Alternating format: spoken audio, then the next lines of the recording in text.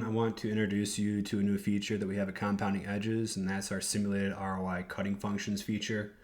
These are better known as contest sims. These simulated ROI cutting functions function exactly the same way as any of your other cutting functions will. So what we're going to do here is we're going to create a simulated ROI cutting function for a lotto style tournament, basically a mini max or fadeaway if you play DraftKings. We're going to create a group to use these cutting functions that we've created. And we're going to pop over to the lineup builder page, generate some lineups, then go ahead and apply our cutting function. So first things first, let's click add cutting function down here under the simulated ROI cutting functions table. We're going to create it with the name of lotto. We're going to select the fadeaway for this example, 10,000 plus entries. And I'm going to limit it to 250 lineups. Now we'll get into why we're doing 250 in a bit. But for right now, let's skip over that and just click Save Cutting Function. Okay, we have our cutting function down here. Let's visualize it to make sure it's working.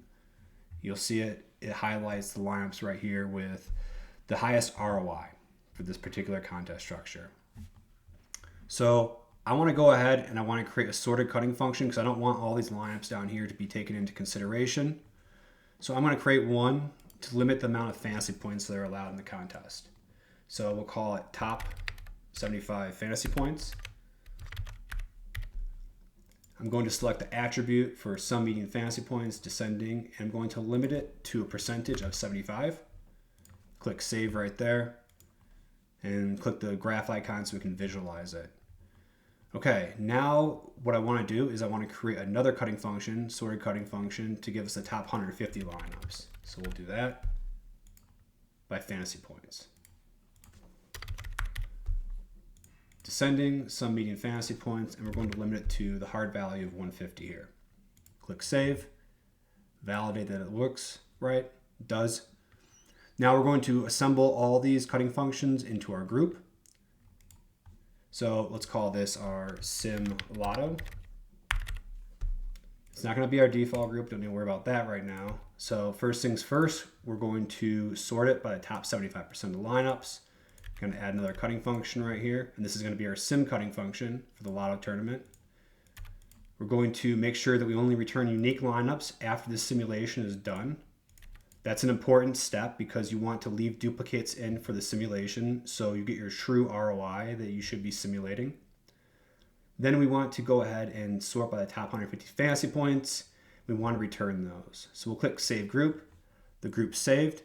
Now we can visualize the group, and boom. There's the group. This looks good to me, so I'm going to hop over now to our lineup builder page. I'm going to refresh to make sure that we have the new cutting function right there, or the cutting function group rather, for Sim Lotto. It is. I'm going to go ahead and generate lineups now. These are just some stock settings that I have. 5,000 lineups, 2,000 simulations. We'll go ahead and generate that. You'll see it kick off with the graph right here. We'll give it a few seconds to finish.